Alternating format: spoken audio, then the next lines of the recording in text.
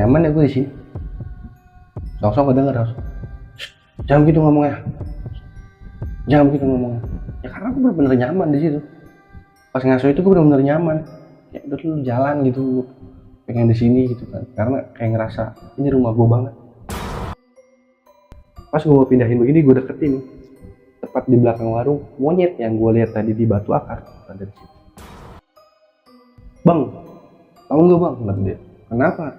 Yang Bahar bilang jangan lihat kiri, jangan lihat kanan. Ya kenapa bang? Bahar lihat pocong bang. Katanya waktu itu ada dua orang saudara, naik gunung Munara, dia ngobat di atas, minum ngobat di puncak, turun dua-duanya gila. Nah di situ Bahar malah main slot, bego banget dia. Itu pas Bahar habis main slot, itu Bahar makan, itu Pak Bahar tengah-tengah sampai slot, nggak Bahar lanjutin, masih ada saldo kan. Karena itu benar-benar berat banget dia. Karena kalau berat ngantuk tuh beda dibilang kan. Kalau berat ngantuk kan kita mata sayup gitu kan, mata kayak kedutan, perih, pala puyeng gitu kan. Ini beda bang, cuman pala nih yang dirasa puyeng, sama perut tuh mual kan. Nah akhirnya Bahar makan tidur kan. Ya itu makanya bang, di situ Bahar malah bego, Bahar notice, iya gue malah nyelot, tolol. Assalamualaikum warahmatullahi wabarakatuh. Balik lagi bareng gua di Horror Paradox.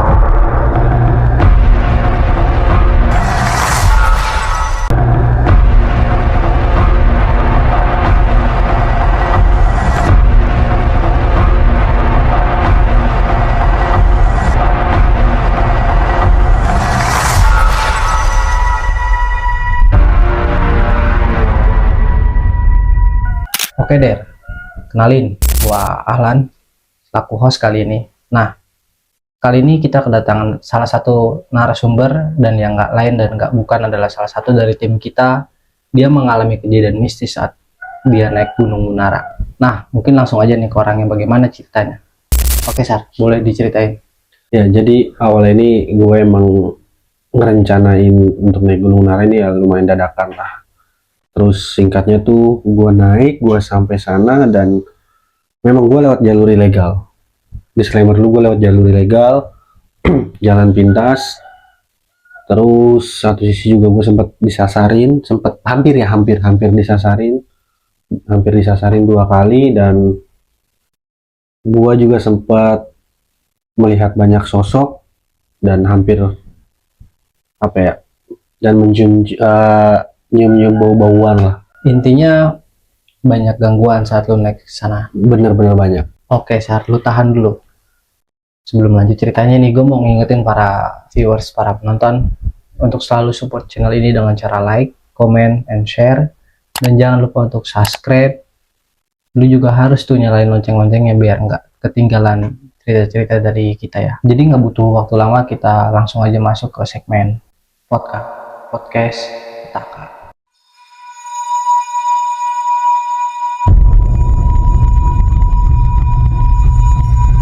Oke, jadi ini ceritanya.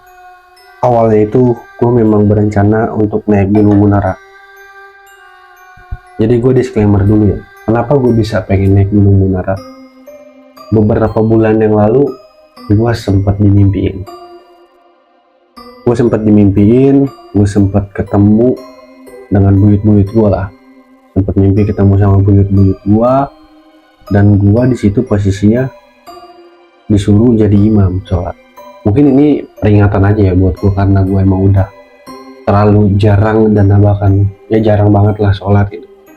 Dan selain itu, secara nggak langsung tuh setelah dari mimpi itu tuh gue ngerasa kangen kayak rasa gue pengen pulang gitu.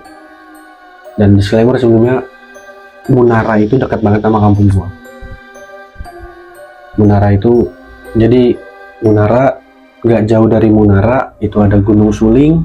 Di bawah kaki Gunung Suling itu ada kampung namanya Muncang, dan Muncang itu kampung gua. Kampung dari orang tua ibu gua lah, dari ibu gua.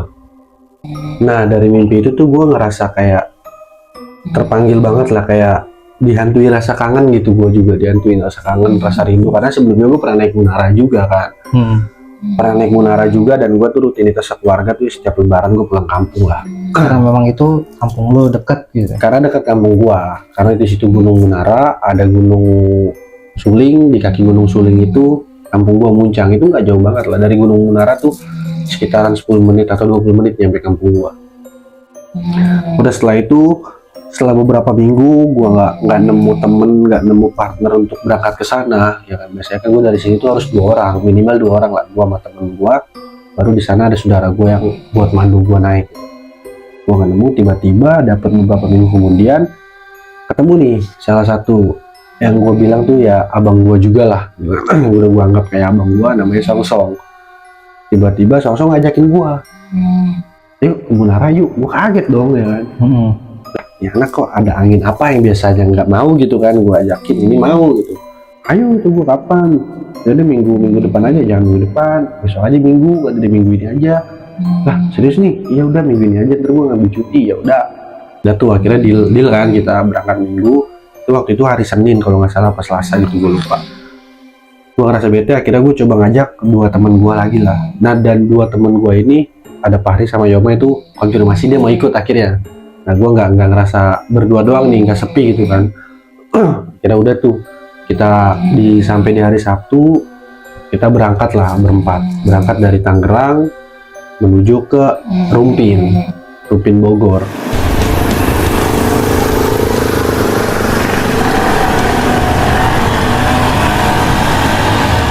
Udah di perjalanan ya kita enjoy lah, akhirnya nyampe di base campnya itu. Gue kenapa bilang base camp, sebenarnya bukan base camp, ini rumah saudara gua yang ada di bawah kaki Gunung Munara. Tapi kayak emang dari sebelumnya tuh gue pernah naik situ, itu udah gua anggap base camp gua lah gitu kan. Dan akhirnya kita di situ sampai, ya gue saliman lah sama saudara gua, dan saudara gua juga yang nantinya bakal mandu gua. Dia konfirmasi ke gua. Di situ tuh gue berangkat agak sore dan nyampe Rumpin itu sekitaran jam 7. Udah jam 7. Di situ si Bahar nih, saudara gua itu kan, biasanya ada Bahar sama Lana yang yang mandu gua. Tapi dia konfirmasi ke gua, "Bang, maaf nih, Bahar sama Lana nggak pernah trek malam. Jadi mau nggak mau Bahar harus ngajak saudara Bahar, Padil," kata dia. "Oh boleh," kata gua, "nggak apa-apa, yang penting kita aman." Gue bilang kan, yang penting kita jalan gitu. Yaudah, tapi nggak apa-apa nih bang. Udah nggak apa-apa, gue bilang, ajak aja, ini kita aman. Tenda juga pas kok buat 7 orang gitu kan. Emang kapasitas tenda tuh agak besar lah, pas lah 7 orang. Udah, nah kita Padil. Terus Padil bilang kita lewat jalur yang nggak biasa. Padil tuh udah mengingatkan itu, kita lewat jalur yang nggak biasa, nanti motor kendaraan taruh di rumah gua aja. Kebetulan Padil emang treknya itu, jalurnya itu lewat rumah Padil. Dah, kira kita prepare belanja logistik, berangkatlah ke rumah Padil. Sampai di rumah Padil, ya kita biasalah izin sama orang tuanya, parkir motor, kita doa sebelum pendakian. Habis setelah itu kita sekitaran jam setengah 9 atau jam 8, jam setengah 9, akhirnya kita berangkat lah. Setengah 9 malam. Iya, malam. Akhirnya kita berangkat lah. Awalnya ya udah biasa, kita lewat pemukiman warga biasa kan, yang agak padat pemukimannya, lewat sampai di satu sisi tiba-tiba kita masuk ke persawahan. Persawahan itu posisinya menurut gua agak serem juga sih, karena agak seremnya itu jalan untuk khusus buat 2 orang, kayaknya muat lah ya buat 2 orang. Tapi kirinya itu udah sungai yang agak tinggi ya, dari posisi kita tuh ke bawahnya tuh sungai agak tinggi, jurang lah, semi jurang gitu bisa gue bilang. Terus kanan tuh udah perkebunan warga. Kira kita lewat perkebunan warga, persawahan. Di situ juga ada insiden kaki gua hampir terkilir, temen gua jatuh ya kan di perkebunan warga. Udah tuh jalan sampai setelah beberapa menit kita masuk ke hutan bambu. Di hutan bambu menurut gua ini salah satu tempat yang benar-benar nyambut kalau menurut gua. Karena pas kita nyampe situ tuh angin kencang. Terus angin tuh bener-bener berembus kencang gitu kan. Dan gue di situ notice gitu kan kayak, panik kok angin kencang banget gitu kan. Dari awal perjalanan tuh angin biasa aja. Tapi setelah kita nginjakin kaki di hutan bambu tuh angin bener-bener kayak kencang gitu kan. Sampai di hutan bambu kita ketemu tiga cabang lah, 3 cabang. Di situ yang gua sedikit panik, Fadil bingung. Lah, kok tiga cabang nih gitu kan. Kemarin kayaknya 2 cabang ini nggak ada gitu kan. Kayaknya 1 cabang doang. Ini kita kemana ya arahnya ya? Itu sempat bingung lah. Sempat bingung sampai akhirnya kita coba ngambil jalur kiri nggak ada tanda-tanda kayak buat pendakian gitu loh, buat jalan gitu. Jalur tengah pun dilihatnya tuh kayak ya gelap gitu kan. Akhirnya kita mutusin lewat jalur kanan. Pas di jalur kanan tuh kita agak nggak yakin. Gue pribadi tuh nggak yakin karena bener-bener gelap dan kiri kanan tuh hampir nggak kelihatan gitu kan. Dan sedangkan pada saat itu kita nggak proper, kita cuma bawa 1 senter, 1 headlamp dan 1 lampu tenda. Sedangkan kita berangkat 7 orang, ya kan. Itu menurut gua fatal banget lah, itu nggak proper banget. Sedangkan kita trek malam dan treknya ini trek ilegal gitu kan, yang seharusnya ini hanya bisa dilewati warga-warga sekitar aja lah gitu kan. Udah akhirnya setelah dari situ kita juga masuk ke tembus ke jalur sungai, bener-bener sungai. Kita tuh di jalan itu di pinggir sungai, bener-bener jalan di pinggir sungai. Itu batunya licin. Pas sampai di cabang jalan itu kita sempet agak sedikit debat lah, ini mau lewat yang mana gitu. Kalau ke kanan tuh emang kita aman lewat trek warga gitu kan, jalur rumah-rumah warga, tapi agak muter kata Pak Adi. Tapi kalau lurus kita langsung nih. Sedangkan lurus itu tuh kayak nggak layak buat dijalanin, ngerti nggak lo? Ya nggak layak banget lah. Di jalanannya cukup seram gitu. Iya, parah menurut gua kan. Di situ juga udah mulai berasa tuh. Maksudnya hawanya tuh berasa gitu kan. Ya kita emang nggak semua orang tuh bisa lihat. Tapi setahu gue tuh semua orang bisa merasakan hal-hal seperti itu. Hampir semua orang bisa merasakan hal-hal seperti itu. Itu gue udah ngerasain kayak kok merinding gitu kan lewat jalur sini. Mau jalan, kita juga sempat nyebrangin si sungai itu, jalan masuk lagi ke pemukiman warga, perkebunan warga, sampai akhirnya kita masuk ke trek utama. Di jalur utama ini kita akhirnya santai lah. Sampai itu sekitaran jam setengah 10-an kita sampai. Kita ngerokok, ngobrol, ketawa-tawa sebentar. Kira kita mutusin jalan lagi di jam 10 kurang. Kita berangkat. Itu pas baru mau masuk, itu gue bener-bener ngerasainnya tuh kayak gue tuh masuk ke salah satu gerbang, ngerti ya? Salah satu gerbang. Karena yang gue rasain di situ kiri kanan udah nggak bisa gue lihat. Sorry, gerbangnya ini gerbang horor apa?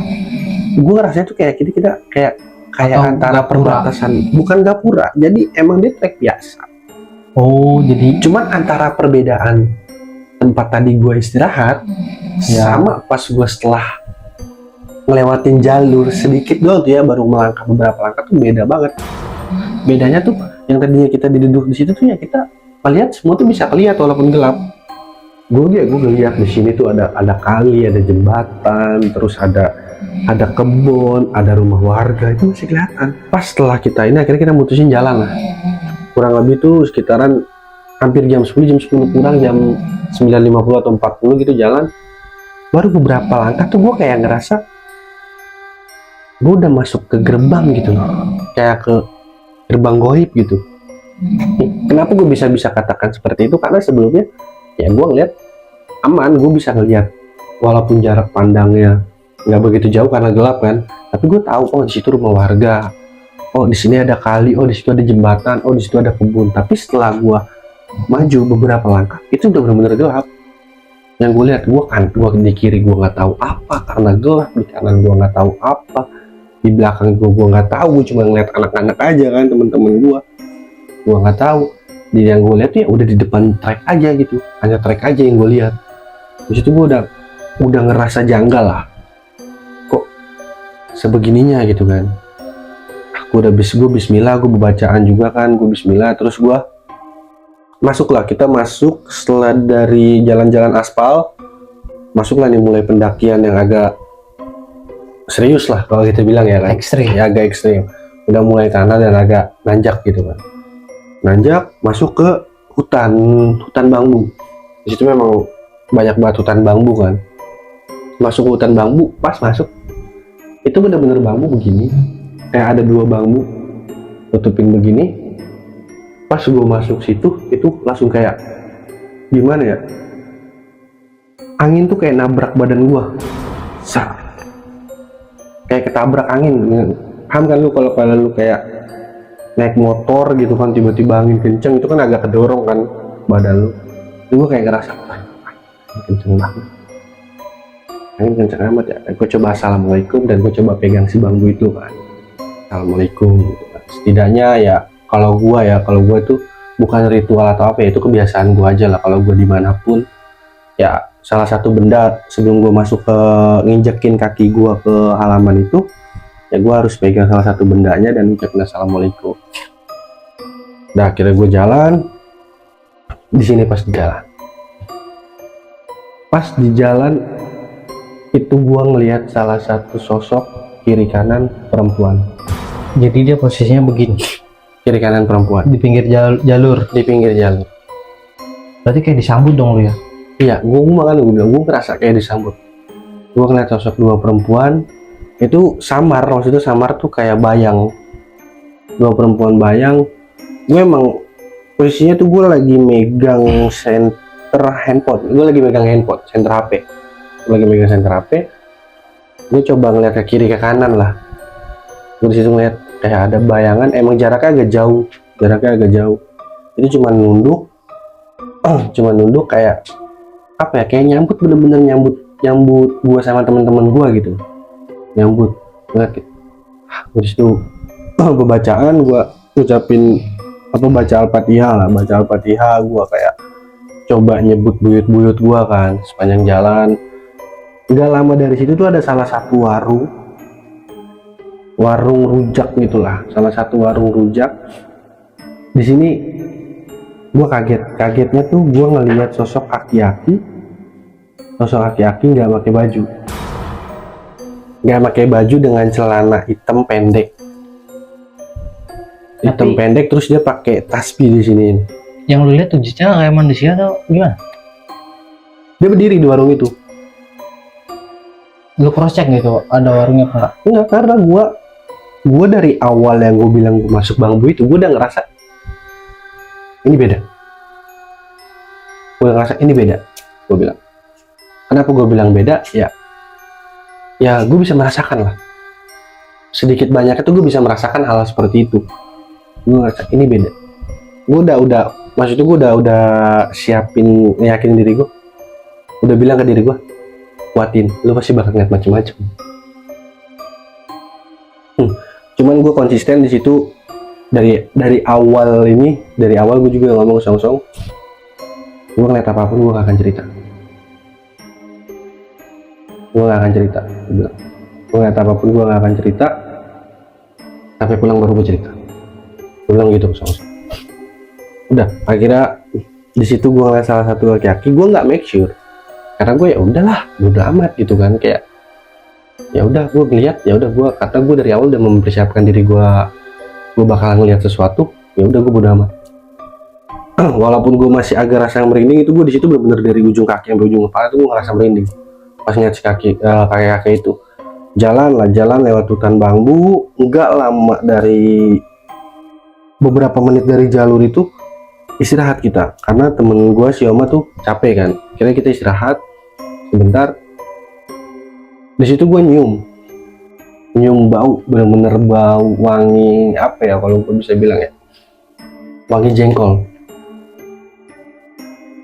tuh bener-bener hambreng banget. Sedangkan situ udah gak ada pemukiman warga, udah gak ada sama sekali, dan itu ya nggak bisa dibuat pasang tenda pun nggak bisa, buat orang itu nggak bisa. Bener kiri kanan tuh udah jurang gitu loh, Gue di situ nyium bau jengkol.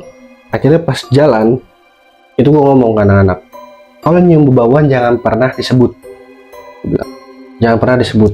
Bilang aja bau tai, gue kan lebih gitu kan, bilang aja bau tai sambil bercanda lah gue. Nggak lama dari gue ngucap itu, tiba-tiba Bahar yang posisi kedua, posisi kedua dia ngomong, Bahar, jangan lihat ke kiri, jangan lihat ke kanan, fokus ke jalan. Gue disitu gue udah notisnya kenapa? Pas Bahar ngomong begitu, gue kan nyium bau nih, Bahar ngomong begitu, gue penasaran, gue coba lah, maksudnya kayak ngeliat ke kanan gitu kan, itu emang bener, sosok putih, jaraknya nggak begitu jauh, sosok putih, berdiri tegap, tepat di belakang apa ya, nggak tahu pohon duren atau pohon apa dah, di belakang pohon itu diam berdiri tegak. Gue disitu langsung ngehela napas. Gue cukup begitu doang kan, gue nggak ngomong ke anak-anak, Bahar pun nggak cerita, Bahar cuma ngomong begitu doang. Kita lanjut jalan sampai kita di Batu Belah kalau nggak salah ya, bukan Batu Belah, di Petilasan. Kalau nggak salah itu Petilasan Sunan Gunung Jati atau Sunan apa gitu, gue lupa. Petilasan, jadi di bawah tuh ada petilasan, ada gua petilasan, dan itu ada batu agak nutup nyempong begitu. Sampai kita di situ, gue coba ngeliat ke gua. Itu di depan gua ada satu nenek-nenek, ada satu perempuan. Dan di situ gue coba ngeliat ke belakang lah, maksudnya ngeliat ke song-song gitu kan, ngeliat ke song-song, ngeliat yang lain ya, dia anak-anak tuh ya kayak ngeliat Fahri itu kayak udah fokus aja, biasa aja. Di situ gue kan make sure ya, maksudnya make sure tuh kayak gue doang yang ngeliat apa mereka ikut ngeliat nih. Jadi ternyata ya dia pada fokus tetap jalan gitu, sama hati gue doang. Ternyata kalau memang mereka ngeliat, gue pengen kayak ngodein tuh, jadi kayak ada tuh, gue pengen begitulah buat mastiin. Ternyata dia pas gue lihat, wah kayaknya nggak ngeliat nih, jadi aku diam aja. Terus yang gue inget dari si nenek itu, jadi posisi gue ada batu kiri kanan gua, terus kayak di tengahnya itu gambar petilasannya, batu petilasannya, nama gitu kan. Di samping batu itu si neneknya ngeliatin muka ke gua, terang banget wajahnya, senyum manis banget. Tapi si perempuannya ini, jadi gimana ya jaraknya, gue bilang ya, ini batu di si nenek, nah si perempuannya itu agak di depan nih, di sini, di dekat batu yang nutupin begini nih, dia di sebelah batu itu, nunduk aja. Di situ gue udah gue bodo amat, walaupun gue ngerasa gimana sih, ini bakal ada sesuatu atau enggak ya, begitu kan. Gue jalan, gue cuek sampai akhirnya masuk ke akar. Jadi kayak akar gitu yang dulunya tuh dijadiin simaksi, sekarang udah enggak lagi. Itu kita masuk tuh ke akar itu. Pas masuk di akar itu baunya mulai aneh tuh. Gua nyium bau pandan. Gue mikir, gue nggak tahu ya, mungkin sahabat-sahabat horor paradoks nih yang pernah naik gunung ataupun tahu apakah memang musang itu ada di ketinggian atau memang musang tuh nggak suka di ketinggian. Awalnya gue notisnya mikirnya ya itu mungkin musang gitu kan. Cuman gue mikir lagi, apa ya sih musang di gunung ada gitu kan, musang pandan ya. Gue itu nyoba pandan tuh bener-bener hambreng banget, kacau banget itu bau pandan. Dan gue cuek, gue jalan setelah lewatin batu, setelah lewatin akar, masuk lah, akhirnya kita tembus di Batu Belah. Di Batu Belah ini nih, yang menurut gue setelah gue masuk pun kayak gue nyaman. Gue ngerasa tenang setelah lewat jalur itu. Karena sebelumnya ada satu insiden di Batu Belah itu, di daerah Batu Belah. Jadi dia emang kayak jalur lebar, batu-batu, penuh batu-batu. Di sebelah kanan tuh ada batu belah, batu yang bisa dinaikin, terus ada batu akar, dan katanya juga di situ ada jejak kaki kabayan. Sebelumnya pas gua naik sama abang gua, itu gue nyampe di Batu Belah itu maghrib. Gue ngeliat sosok nenek-nenek. Pas maghrib itu, sosok nenek-nenek lewat dan gue sapa, nek, gue sapa gitu kan. Ayo cu, gitu. Ya cu, gitu kan. Gue jalan, gue nengok, baru berapa lama itu nggak ada. Di insiden sebelumnya, di situ gue jadi keinget kan insiden itu kan. Gue jadi keinget insiden itu kayak, wah anjir, gue bakal ngeliat apa di sini. Bagusnya kita nggak berhenti di Batu Belah, kita fokus jalan. Cuman ada warung, terus di sebelah kanan itu masuk Batu Akar. Di Batu Akar itu gue ngelihat sosok monyet besar, itu gelantungan. Monyetnya tuh kayak apa ya? Kalau gue bilang ya, tau Big Mouth gak? Tahu monyet besar kayak apa ya, kalau di gunung mungkin Yeti ya. Ya, Yeti kayak Yang gitulah. putih. Kayak Yeti kan warna putih, tapi ini besar. Ya, pas udah di Batu Belah itu gue ngeliat sosok monyet. Sosok monyet itu gelantungan.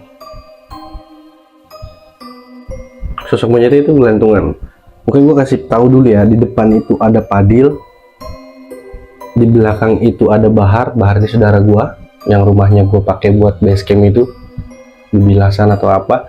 Di belakangnya Bahar itu ada Yoma. Di belakang Yoma tuh ada gua. Setelah gua itu ada Fahri, ada Lana, saudara gua juga, dan ada Song di belakang. Itu 7 orang.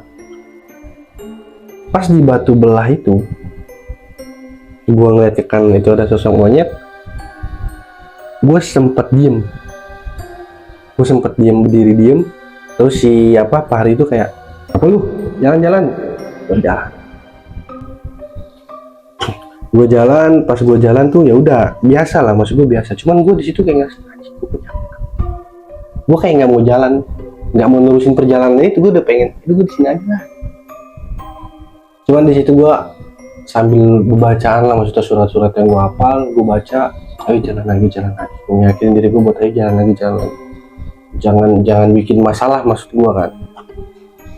Akhirnya kita istirahat di salah satu warung. Ngebreak di salah satu warung itu sekitaran jam 10 itu kita ngaso. Di warung itu tutup.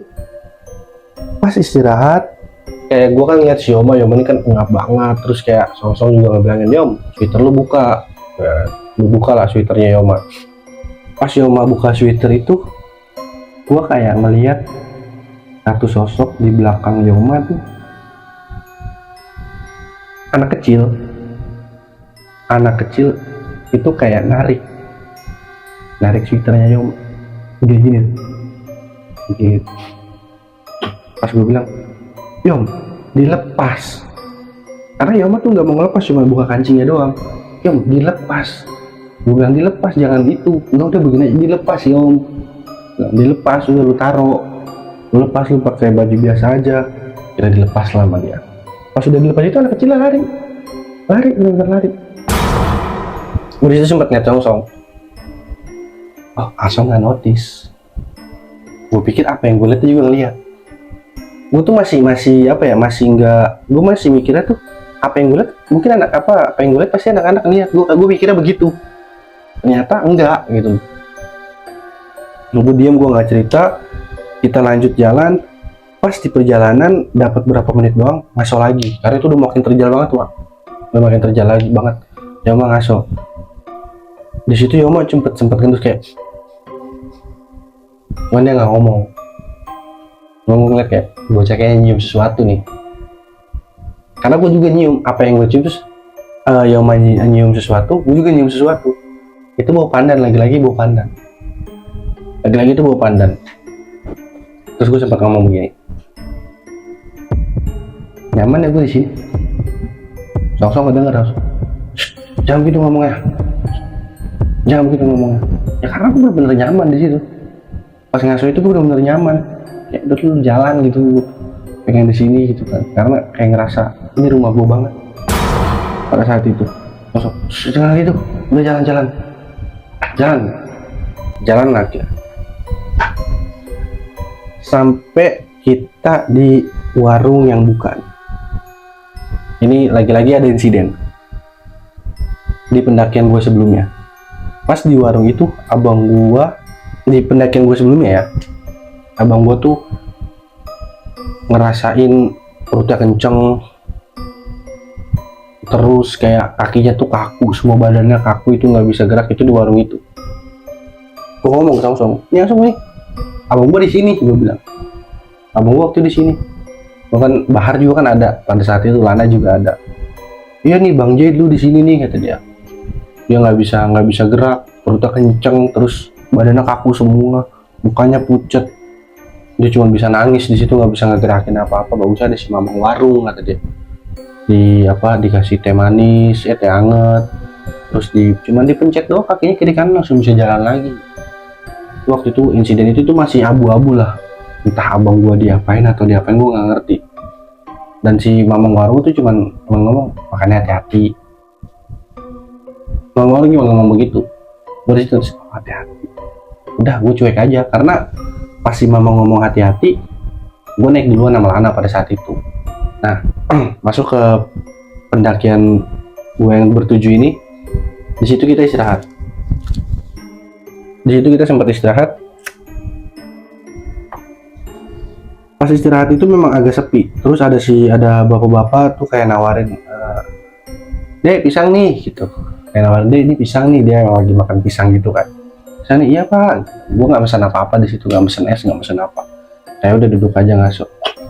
Posisinya ini warung. Ada balai depan, gue duduk di balai itu. Di seberangnya tuh anak-anak ada balai juga. Di belakangnya tuh bambu-bambu. Tepat di lapisan di antara bambu-bambu, karena agak rapat kan bambunya itu kan, bambu kuning. Agak rapat di belakangnya itu hitam gede. Hitam gede. Tapi lagi-lagi yang gue bingung nunduk. Lagi-lagi yang gue bingung itu nunduk. Gue nggak bisa ngeliat wujud mukanya kayak apa, dia nunduk. Bener-bener nunduk begini. Cuman berdiri, tegak, gede, tinggi, berbulu, nunduk. Gue cuma lihat, gue sempat bengong kan begini. Asok, apa lu? Kata Asok, jangan gitu. Gue udah.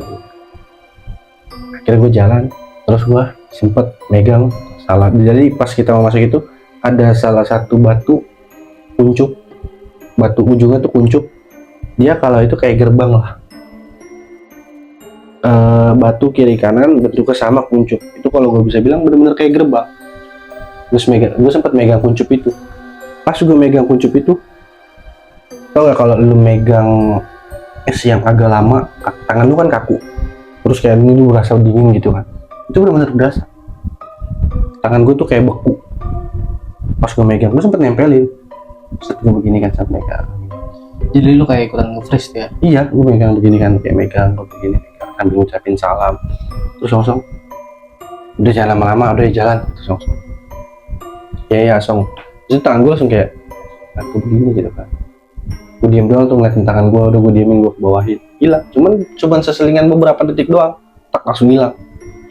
Udah jalan, ketemu kita dua cabang. Kalau ke kanan itu, kalau ke kiri jalur alternatif, cuman agak muter. Ke kanan itu jalur jurang, jadi naik begini terus pas kita di tengah-tengahnya itu udah jurang. Ke kanan itu cuman benar-benar satu batu bisa didudukin 2 orang doang.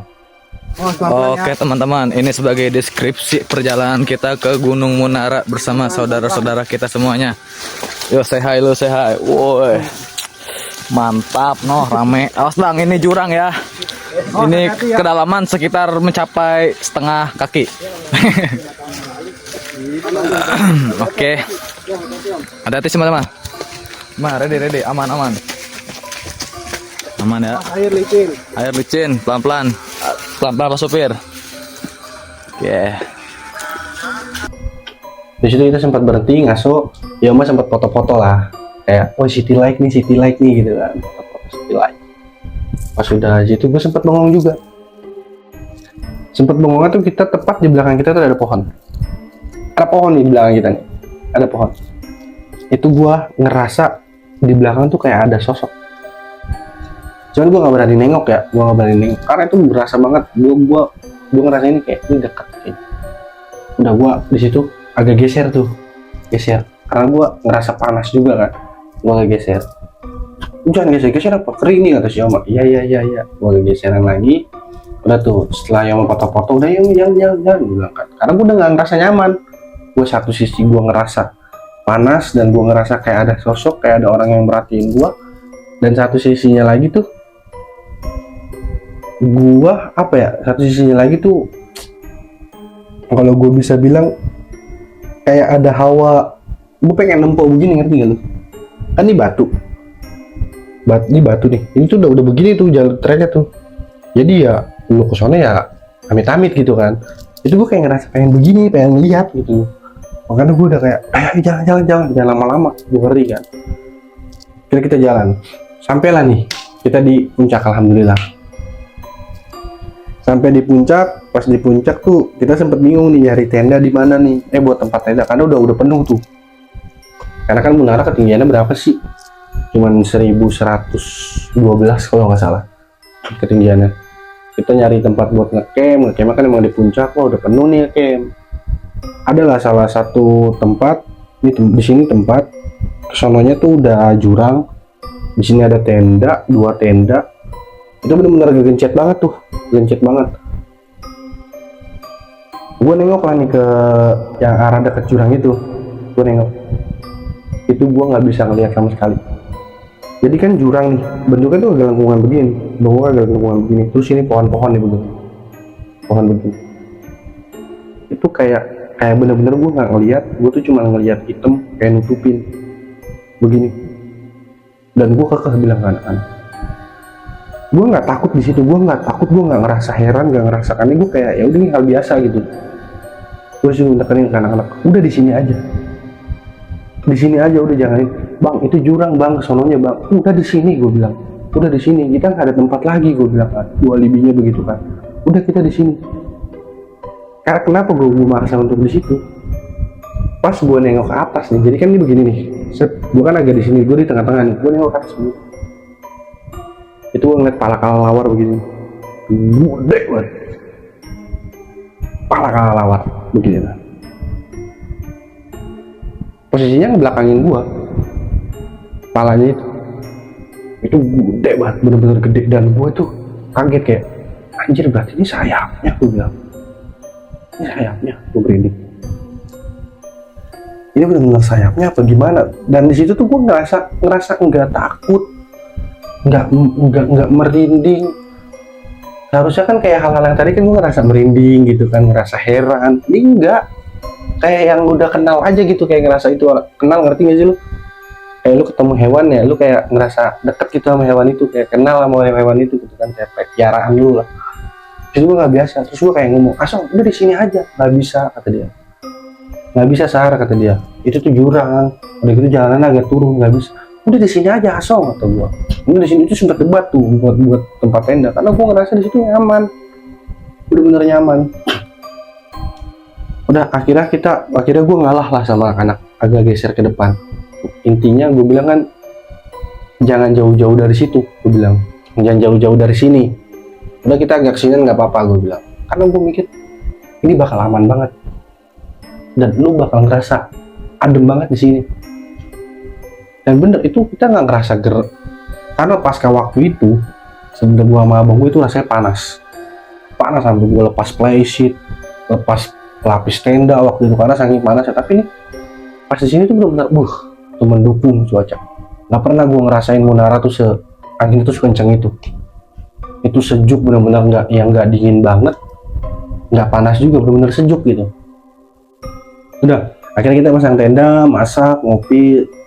Gue udah nggak gubris yang si kelelawar itu. Gue udah kayak ya udah bodo amat tuh di situ. Yang penting gue ngucap dalam hati, kalau emang lu baik lu jagain gue, tapi kalau emang lu buruk nggak lama lu hilang. Tapi itu dia benar-benar masih ada gitu kan, masih ada. Ya gue udah nggak gubris. Akhirnya kita masak kopi, pasang tenda, selesai masak kopi, nongkrong lah di puncak itu ada warung. Dan di sebelah pojok itu ada sebutannya Batu Ajan, dan di situ banyak anak-anak santri. emang Munara itu favoritnya anak santri lah, hiburannya anak santri, anak-anak santri yang dapat waktu libur nih, misalnya kayak sehari gitu kan, ada kan biasanya di pesantren itu ada hari-hari khusus kan untuk hari bebas kan, kayak lu setelah keluar ntar dia lu hari jam segini pulang gitu kan. Itu banyak banget anak santri. Sampai pas gue lagi santai nih, karena ini bale itu posisinya ada Songsong, gua, Yoma, Padil, depan tuh Fahri. Karena gelap banget, gue naruh senter lah di dekat di atas meja warung gitu kan, naruh senter. Karena yang senter kan nyorot gue banget nih. Gue kayak, aduh nyorot gak sih Asong, ya nyorot banget. Coba pindahin lagi apa, pindahin lagi Sar, kata dia. Pas gue pindahin begini, gue deketin tepat di belakang warung, monyet yang gue lihat tadi di batu akar ada di situ. Gue di situ kayak diem. Wah, anjir, ini monyet yang tadi nih. Ini benar-benar monyet yang tadi. Gue cuma nengok ke Asong. Ngapa lu, kata Asong? Nah, nggak apa-apa. Udah pindahin itu, masih lo banget, kata Asong. Udah lihat. Gue pindahin. Yoma akhirnya masuk tuh ke dalam. Yoma masuk ke dalam tenda. Fahri masih ada di situ, tinggal Fahri, gua sama-sama sama Padil. Bahar sama Lana tuh udah tidur. Bahar nih yang lebih parah sebenarnya, gue lupa. Setelah pasang tenda, masak, makanan baru matang. Gue ngeliat Bahar tuh udah kayak orang oleng, udah begini Bahar udah bener-bener oleng lah. Terus dia makan kan, udah gitu di puncak Bahar sempet nyelot, terus dia makan tuh sesuap. Gak enak bang, gue masuk ya, badan gue udah gak enak, kepala gue puyeng. Bahar, gue diem aja tuh, gue cuma bilang Asok, Bahar Asok, ya udah paham, udah biarin lah tuh gue. Udah tuh bener-bener Bahar tuh semalaman gak nikmatin malam, istirahat. Udah dari situ gua ngeliat sosok monyet itu, si anak-anak santri ini sholawat kenceng banget.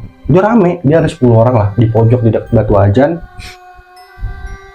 Itu pada sholawatan, bukan sholawatan sih, gue bilang apa ya, malukiam gitulah. Malukiam, lu bayangin tuh, tengah malam di atas puncak gunung dengan 10 orang lebih santri malukiam. Kayak apa suasananya? Kalau lu bisa gambarin ya, itu bener-bener kayak apa sih? Tola, ada kan kayak gitu kan, kayak sholawatan tola al-badaru, itu bener-bener 10 orang di pojok. Itu suasana yang tadinya angin, gua ngeliat sosok monyet itu angin udah agak hilang, kencang lagi angin.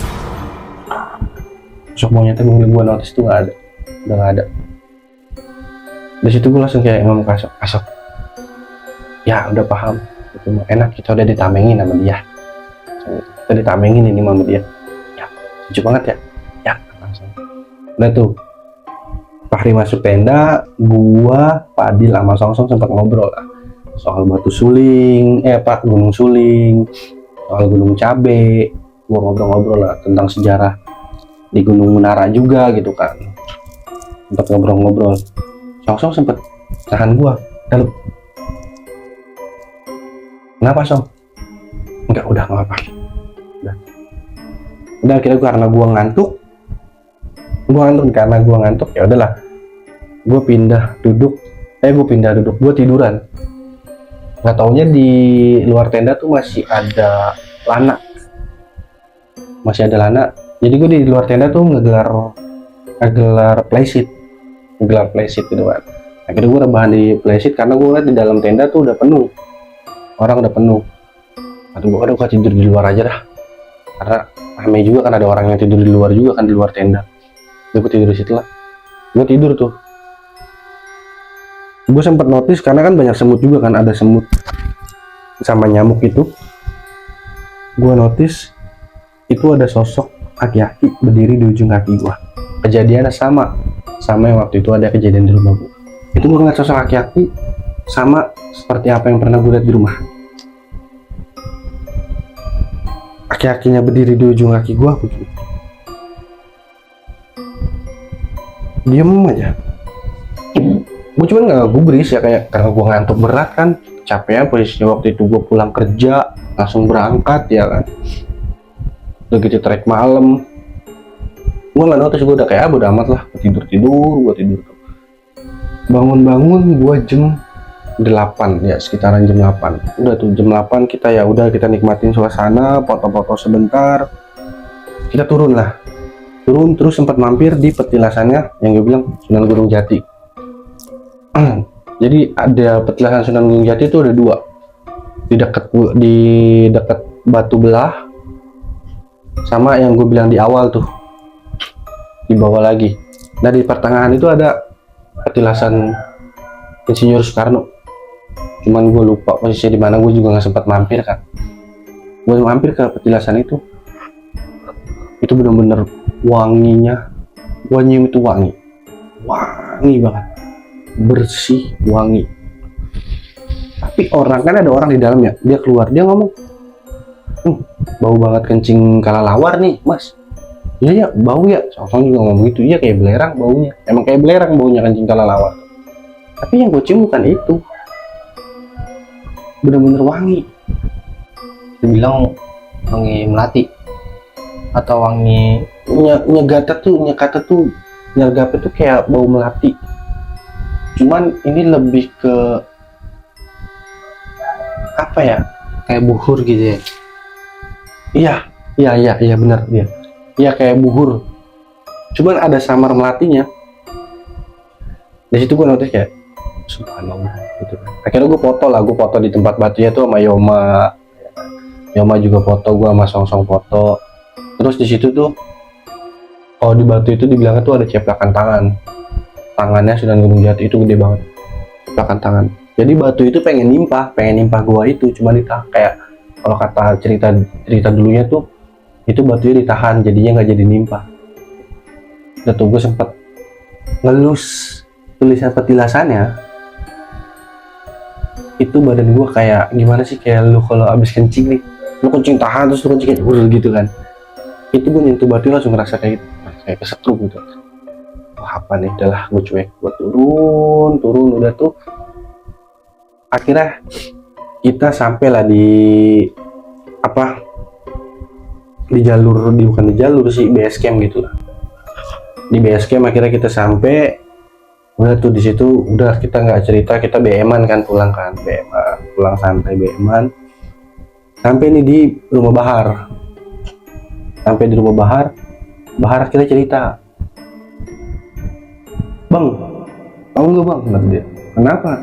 Yang Bahar bilang jangan lihat kiri, jangan lihat kanan. Ya Har, kenapa bang? Bahar lihat pocong bang. Serius ah? Gue bilang, iya Bahar lihat pocong. Yang lihat sama apa yang gue lihat? Iya bang, abang lihat juga? Iya ngeliat. Cuman yang gue lihat tuh karena lu udah notice begitu Har, lu penasaran. Tesar penasaran Har, cobalah ngeliat ke kanan, posisinya di kanan kan Har? Iya bang. Tesar cobalah nih ngeliatin, maksudnya mana Tesar alih ke kanan, itu ngeliat, cuma ngeliat sekilas doang bang. Itu Bahar ngeliat dekat banget bang. Bahar nengok kanan, itu muka dia bang, mukanya hancur ini. Jadi nih si Bahar ngeliat begitu udah bener-bener apa kan tuh mukanya begitu tuh, kata si Bahar. Makanya Bahar langsung notice begitu. Bahar juga jalan langsung tiba-tiba ngedeketin Padil, kata dia. Terus dari situ gimana Har? Itu benar-benar Bahar di situ terus lemes banget. Bahar lemes. Ya Har, emang gue juga ngeliat, kan gue bilang gue ngeliat Bahar tuh udah oleng gitu kan. Gue ngeliat Bahar udah oleng. Pas di atas Bahar cerita, itu tuh kan bang yang Bahar makan cuma sesuatu, terus Bahar langsung ini. Jadi gini bang, kata dia. Jadi gue cerita dulu nih ya, Bahar tuh ceritain ke gue. Katanya waktu itu ada dua orang saudara naik gunung Munara, dia ngobat di atas, minum obat di puncak, turun dua-duanya gila. Dan itu Bahar sama Padil tahu, dan orangnya masih ada, orangnya masih hidup, masih ada, dan benar-benar gila. Kata Bahar, kalau emang abang mau ngeliat ayo Bahar unjukin. Gak perlu lah, kata gue kan, gue juga udah percaya gitu kan. Ada, masih ada, kata Padil juga, iya masih ada bang, kata dia. Orangnya itu benar-benar gila. Nah di situ Bahar malah main slot, bego bang, kata dia. Itu pas Bahar habis main slot, itu Bahar makan, itu Pak Bahar tengah-tengah sampai slot nggak Bahar lanjutin, masih ada saldo kan. Karena itu benar-benar berat banget dia.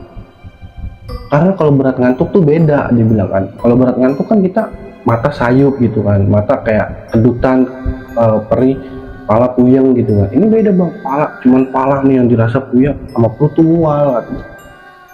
Nah akhirnya Bahar makan tidur kan. Ya itu makanya bang, di situ Bahar malah bego. Bahar kalau ya gue malah nyelot tol. Makanya tuh langsung Bahar berhentiin. Bahar makan sesuap udah nggak nafsu, Bahar langsung tidur kan. Karena kalau Bahar lanjutin bahaya ke badan Baharnya. Ya sih itu gue kayak mikir ya juga sih gitu kan, karena apalagi dari cerita yang dia ceritain 2 orang obat itu memabuk kan. Udah tuh dari situ kita santai lah kan. Gue bilang gue nggak akan cerita kalau belum sampai rumah. Gue bilang kan gue nggak cerita banyak.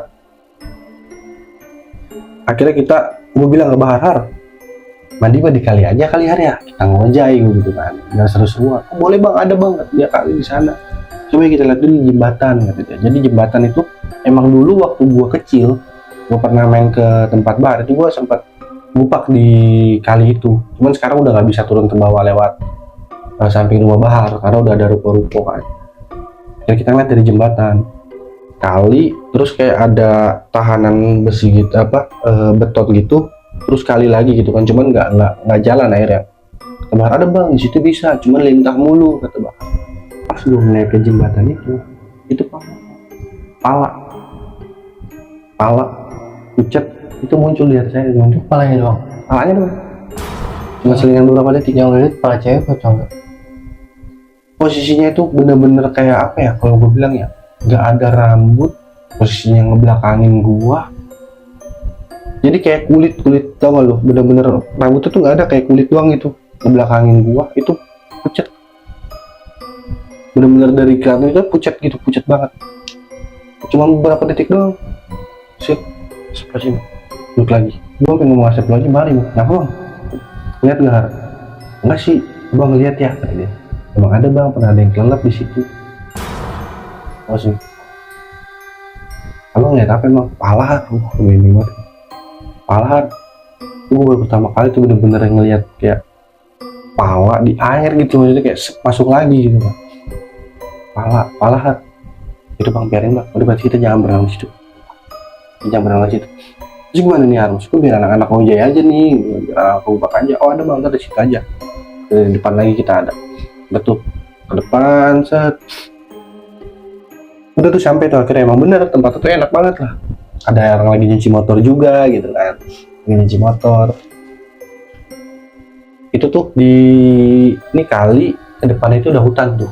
Ke atas itu udah hutan. Itu Gunung Munara tuh. Udah hutan gitu kan. Pojok tuh agak panjang ke sana tuh. Udah apa ya, kayak hutan gitulah. Terus gue sama Bahar sempat ngomong begini, Har, ini bener gak apa-apa Har? Gak apa bang, numpang aja bang ya. Ya, buyut kita kan sama nih bang. Sebut aja buyut kita bang ya. Bilang kita cucunya, kita cicitnya, ya Har. Pas gua ngeliat ke pojok yang gue bilang kayak hutan gitu tuh manjang, itu perempuan di ujung berdiri. Gue sempat tepuk Bahar. Bahar juga ngeliat tuh bang. Lu jangan ngomong ke anak-anak. Takutnya kita nggak jadi berenang. Tapi itu nggak keluar. Udah tenang aja. Udah berenang biasa, udah terus selesai. Udahlah, akhirnya udah bener-bener selesai. Pulang nih kita sampai rumah. Akhirnya Yoma cerita tuh, kayak Yoma nyium bau pandan sama, terus akhirnya juga Song cerita yang malam-malam tuh dia sempat kayak ngejeda. Ya udah, dia seperti gitu kan. Itu dia nyium bau nangka. Cuman nggak ada nangkanya. Nggak ada gitu bau nangka, cuman nggak ada nangkanya. Song paham gitu. Nah akhirnya gue banyak cerita ke Song apa yang gue alamin, apa yang gue lihat. Dan lebih lucunya lagi, setelah gue naik Gunung Munara 2 hari kemudian gue dimimpiin. Tahu mimpinya apa? Gue mimpi posisi gue di Batu Belah. Sebelum di Batu Belah gue dikejar-kejar pocong. Pas gue dikejar-kejar pocong, gue nyampe di Batu Belah, gue ngeliat sosok perempuan sama nenek-nenek. Sama yang kemarin. Sama apa yang gue lihat itu kemarin. Itu si pocong itu ngejar, nyampe di batu belah itu ada nenek-nenek sama perempuannya itu cantik banget, akhirnya nunjukin mukanya, cuman melotot ke gua. Si neneknya senyum, cu ikut nenek. Gua disuruh ikut sama dia, Terus lu ikut? gua ikut. Lu diajak kemana tuh? Tiba-tiba setelah gua dari situ, tiba-tiba gua di pinggir jalan. Di pinggir jalan yang bener-bener sepi, nggak ada siapa-siapa. Di pinggir jalan raya sepi, nggak ada siapa-siapa. Kiri kanan tuh kayak apa sih, kiri kanan tuh kayak hutan tapi jalan raya.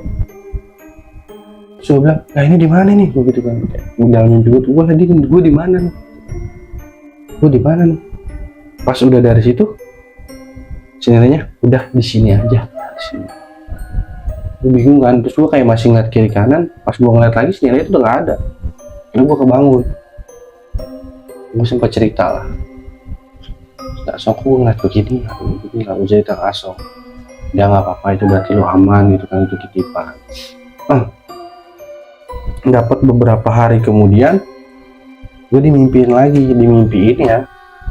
Itu gue nggak tahu itu Munara atau bukan, tapi gue ada di satu sisi di bawah. Dia jalanan gunungan begini, terus pohon-pohon bambu, pohon-pohon banyak lah. Banyak. Terus di antara beberapa pohon itu buyut-buyut gua posisinya di bawah, jadi jalanannya begini nih. Ini buyut-buyut gua ada di sini, ini gua di sini. Terus mereka senyum ke gua begitu semuanya, senyum ya semuanya. Gua kayak yang bingung ngeliatin mereka, ngeliatin kiri kanan gitu, karena itu bener-bener buyut gua semua, dari nenek Mun, almarhum Kisapian. Itu bener-bener teman, saking ada sekitaran 5 itu cuman 3-nya gue nggak tahu siapa. Yang gue bilang si nenek itu juga ada, sama si perempuan itu juga ada, sama satu laki-laki. Kalau 2 ini gue tahu, nenek Mun itu kan neneknya emak gue, sama Kisapian ini masih buyut gue lah. Gue ketemu, tapi yang 3-nya ini gue nggak tahu tuh. Yang si nenek gue bilang nganterin gue ke jalan, terus sama si perempuan yang gue lihat yang melototin gue, sama satu laki itu gue nggak tahu siapa. Udah dari situ udah gue masih kayak bingung, bertanya-tanya ini mimpinya maksudnya apa kok. Setelah pasca gue dari sana, gue dimimpiin total gitu kan. Gue dimimpiin, bener-bener dimimpiin gitu. Gue cerita juga ke Song kan. Lucunya pas gue lagi cerita di rumah Song, ini masih masuk nih beberapa minggu kemudian, berapa hari akhirnya gue ngopi sama Song. Gue ceritakan tuh cerita yang pasca Munara, gue mimpi lagi di depan rumah Song, lagi gue lagi cerita gitu. Jadi kan di rumah Song itu kan sebelah itu ada sumur, kamar mandi. Itu umum buat orang-orang kontrakan. Dia gang begitu tuh, gang masuk dikit sebelah kiri tuh kamar mandi.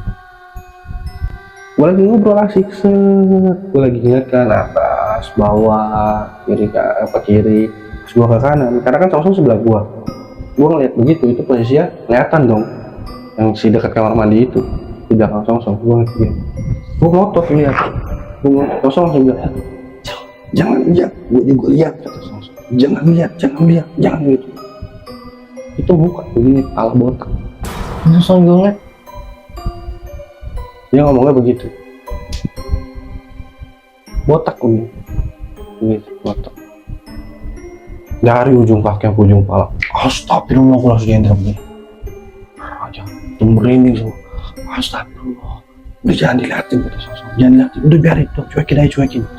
Terus itu gue istighfar, gue bacaan, gue senderan. Song udah bacaan. Gak lama dari gue bacaan, gue nengok ke kanan, itu baru hilang sosoknya. Itu benar-benar menurut gue, benar-benar kayak Song tuh benar-benar marah, jangan lihat, juga lihat, jangan lihat. Terus kayak benar langsung merinding dari ujung kaki sampai kepala itu.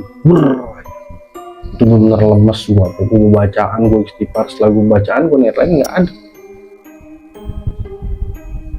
Jadi gitu aja ceritanya udah aman sampai situ, Sar? Iya, udah sampai situ aja sih. Oke, mungkin gua mau nanya sedikit nih. Dari beberapa gangguan di sana, ada nggak sekiranya, terutama kan dulu ya, yang lihat banyak gitu. Efek dari kesehatan lu atau mungkin ada yang terganggu atau gimana? Kalau dari kesehatan sih, alhamdulillah gua ngerasa aman, santai gitu kan. Cuman ya yang masih gue bingung di situ pasca gue dari Munara, gue kenapa harus dimimpiin gitu, dan bahkan sampai dikejar pocong gitu. Pas gue kan dikejar-kejar pocong, gue tuh masih bingung di situ dah. Dan satu momen juga pas gue nyampe, gue lupa ngasih tahu pas di rumah Padil. Itu kan gue sempat parkirin motor kan, terus gue sempat nanya, Dil, ada lama kesapian gak sih Dil? Gitu kan. Karena gue emang beberapa kali sering banget dimimpiin kesapian gitu kan. Gue terakhir ke rumah buyut gue kesapian itu gue SD. Dan gue udah nggak tahu kabarnya gimana pas SD aja tuh umurnya udah 105 tahun. Umurnya 105 tahun. Anaknya tuh masih sepantaran gue lah SD. Berarti cukup tua ya? Tua banget. Itu 105 tahun. Emang keluarga dia tuh tua-tua semua. Sampai neneknya emak gue, nenek Mun, itu kan meninggal aja di umur 80 atau 90 gitu. Emang keluarga dari emak gue itu emang panjang-panjang. Dan dia bilang, waktu itu gue masih ingat banget Kisapian tuh di sebelah rumah Kisapian tuh ada 2 kuburan. Itu kuburan bapaknya sama abangnya meninggal di umur 120 tahun katanya. Di situ gue terakhir tuh itu umur 105 tahun aja dia masih sering naik turun Gunung Munara. Giginya masih utuh, nggak ada yang rontok. Dan bininya itu umur berapa? 30 tahun istrinya pada saat itu. Gue notice ke Padil karena gue mikir kayak jalan pernah gue lewatin ke rumahnya Kisapian. Karena gue sering banget nyari-nyari kabar kan, nyari-nyari kabar tuh nggak ada yang tahu gitu kan. Sampai akhirnya Padil kasih tahu, oh Kisapian yang deket ini bukan, kata dia, Muncang, Gunung Suling. Iya, gue bilang itu gua Dil. Itu udah meninggal, tidak udah lama meninggal. Serius apa Dil? Merinding gue.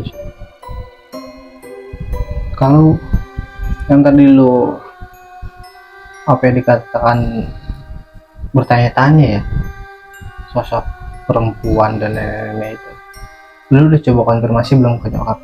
Maksudnya kan nyokap ada garis keturunan di sana tuh. Ya mungkin ya, siapa tahu dia tahu. Gua kalau ke nyokap nggak banyak ngobrol sih, tapi gue lupa lagi ngasih tahu. Pas gue nyampe turun gunung, gue di base camp di rumah Bahar. Sebelah rumah Bahar kan rumah Lana, saudara gue juga. Lana itu punya apa ya? Punya mamang lah, Mang Asep. Mang Asep nyamperin gue tiba-tiba, sempet ngeliat si Denok lah. Denok siapa Mang? Gue bilang, itu ajudannya Soekarno yang ngejagain petilasan Soekarno. Oh, berarti di sana ada petilasan Soekarno juga? Ada petilasan Soekarno. 2 petilasan Sunan Gunung Jati, 1 petilasan Soekarno. Oh iya, gue ingat. Jadi selain yang tadi lu sebutkan, ada petilasan Soekarno sama Sunan Gunung Jati, gue pernah dengar kabar cerita lah dari salah satu kawan gue. Katanya di sana juga ada satu goa yang memang tempat terakhirnya Pitung. Betul nggak itu? Maksudnya sih yang lu tahu historisnya atau mungkin lu tahu yang menyerempet ke arah sana gimana? Gue kurang tahu sih. Kayaknya kalau yang gue tahu ya, kalau dari sempat cerita dari guru gue ya, dulu tuh pernah diceritain sama guru gue. Katanya Pitung tuh, kita kan nggak tahu ya Pitung tuh eranya kapan, tahun berapanya gue belum riset lebih jauh. Itu ternyata Pitung tuh masih ketemu sama Prabu Siliwangi. Kalau kata guru gua, Pitung ketemu Prabu Siliwangi nantang Pitung. Malah akhirnya Prabu Siliwangi tuh katanya jadi muridnya Pitung. Katanya, ini mah ya dari versi guru gua. Dan itu katanya ketemunya itu di salah satu gunung, di salah satu goa, daerah ya pokoknya daerah Pasundan gitulah, daerah Sunda gitu, perbatasan antara Batavia sama Sunda gitu, daerah Jawa Barat. Nah itu bisa jadi ya, iya, di situ bisa jadi tuh pertemuannya itu di situ. Kalau kita tarik garisnya kan bener pas tuh. Istilahnya kalau gunung yang di tempat tuh kan masih masuknya Rumpin ya, Gunung Munara itu. Iya, Gunung Munara itu masuknya Rumpin. Iya. Kalau iya sih, kalau bicara garis petanya, gue juga sempet mikir ada kaitannya gitu. Iya, karena ya mirip gitu kan apa yang diceritain sama guru gua dan apa yang lu ngomong tadi kan, masih ada kaitannya gitu. Dan itu pas gue ditanya sama Mang Asep nih, balik lagi ya, Mang Asep nanya, ngeliat si Denok nggak? Dulu digituin, si Denok siapa? Gue bilang, ya itu dia itu yang ngejagain Soekarno, yang ngejagain petilasan Soekarno. Cewek apa cowok? Gue bilang, cewek. Cakep. Terus bang, nggak lama tuh ada temennya datang, akhirnya dia, ya sebentar ya ke temen dulu gitu. Ya udah akhirnya nggak lanjut tuh, nggak panjang karena gue juga kan mau ngojai juga kan gitu. Di situ gue notisnya apa? Perempuan yang gue lihat itu bisa jadi si Denok yang disebut sama Mang Asep. Karena banyaknya kisah Gunung Munara itu Mang Asep yang tahu. Mang Asep yang ngalamin. Mang Asep yang tahu, Mang Asep yang ngalamin itu Gunung Munara itu dia tahu sejarah-sejarahnya lah. Jadi apa ya, bisa dibilang termasuk pribumi Pak Kuncen ya? Iya, iya, dia itu Mang Asep. Hampir rata-rata daerah-daerah Gunung Munara tuh kenal sama dia. Itu.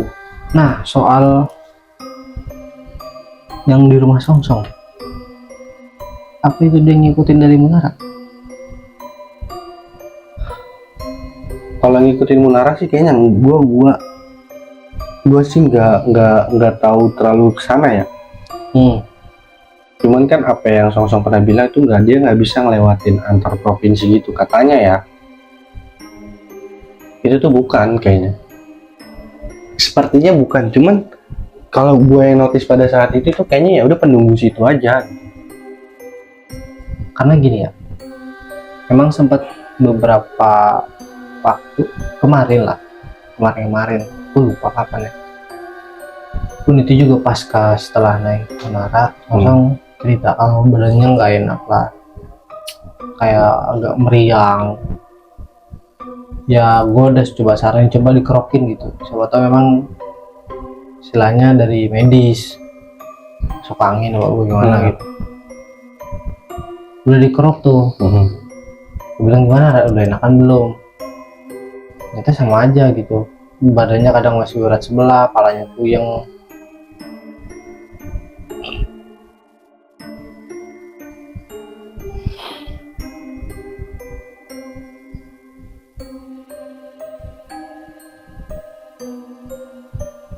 Sorry.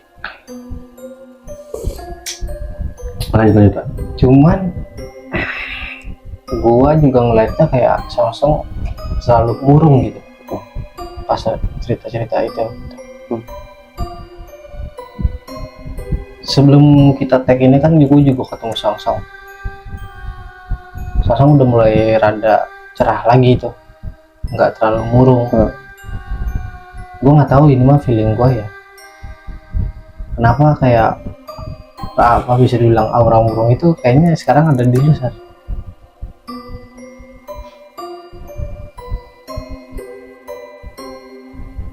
Gue ngerasa dada gue kayak ditampol. Ya gue ngerasa dada gue kayak ditepak. Dari tadi sepanjang cerita gue natap mata lu kayak gimana gitu. Aduh,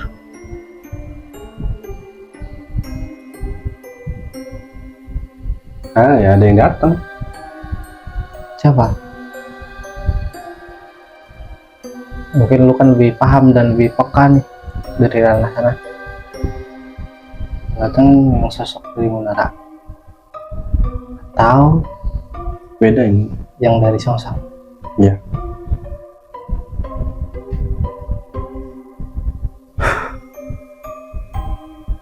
Dia mau ngapain datang, Sar?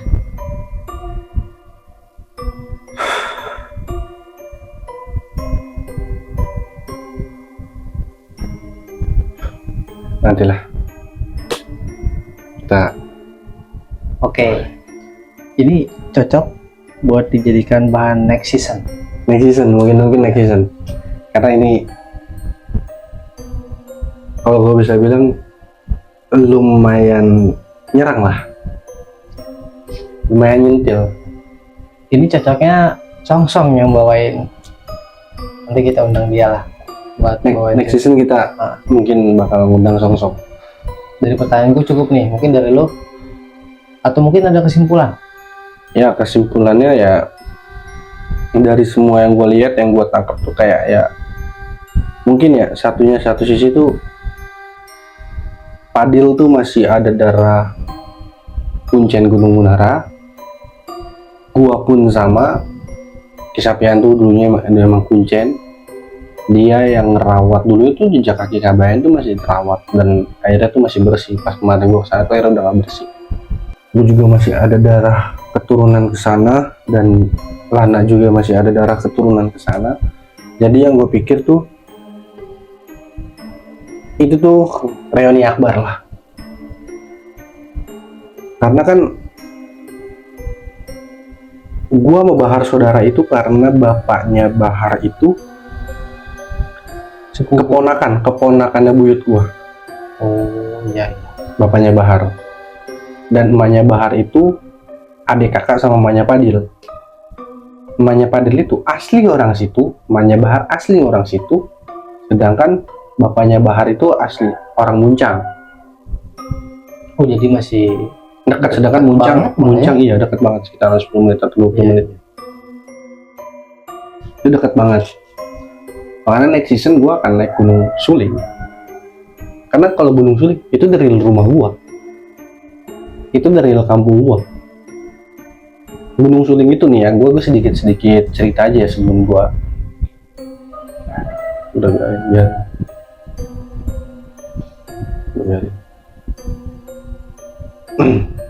Gunung Suling itu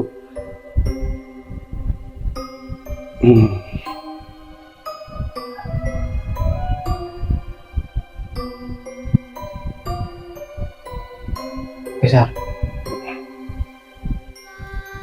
Gunung Suling itu kalau kata orang tua gue tuh, orang tua gue setiap di puncak Gunung Suling tuh ada batu begini, batu sempit. Sejarahnya itu orang gemuk bisa masuk, bisa keluar, orang kurus bisa masuk nggak bisa keluar. Dan itu katanya tempat orang betapa Gunung Suling itu. Dan kata emak gue dulu tuh Gunung Suling tuh batunya, ujung batunya itu orang setiap malam itu orang pacaran. Dan dari bawah kampung gue itu kelihatannya kayak apa ya, segede kelingking lah kalau dari bawah. Dulu tuh emak gue juga sering naik Gunung Suling. Dan itu pasti bakal gue daki. Dan itu pasti bakal gue kunjungin ke sana. Dan ya Lana, Bahar pun kayak ayo kita ke sana. Next Gunung Suling. Next Gunung Suling. Lana pasti bakal nemenin abang kata dia. Bahar juga sama pasti nemenin abang. Karena Bahar sama Lana tahu. Lana ngomong kan, biar abang pulang kampung. Siap tuh. Ya next, gue pasti bakal ke sana. Dan kalau memang ada banyak cerita, gue pasti bakal cerita juga. Bener. Buat jadi apa ya? Konsep lah, bahan buat kita nanti lah. Iya. Oke Sar, udah aman nih semua. Aman. Sebelumnya thank you udah sharing ke gua, ke penonton yang lain. Mungkin gua nambahin sedikit ya dari Sar. Sebelumnya sorry kalau gua bukannya bermaksud ngeguruin ya. Ini nge-reminder aja buat lu, buat gua juga, buat penonton yang lain. Artinya ketika kita datang atau bepergian ke tempat yang memang bukan jauh lah, maksudnya yang bukan kehendak dekat-dekat kita gitu, artinya perlu banget dipersiapkan yang pertama. Yeah. Baik itu dari segi peralatan, segi kondisi tubuh fisik, itu sangat-sangat perlu dipersiapkan. Oke, mungkin itu aja gua selaku host ngebawain cerita ini dari Tesar juga. Terima kasih buat penonton yang udah stay tune sampai sekarang, sampai di penghujung acara. Terima kasih juga sudah selalu support channel ini. Terima kasih semuanya. Assalamualaikum warahmatullahi wabarakatuh. Sayonara.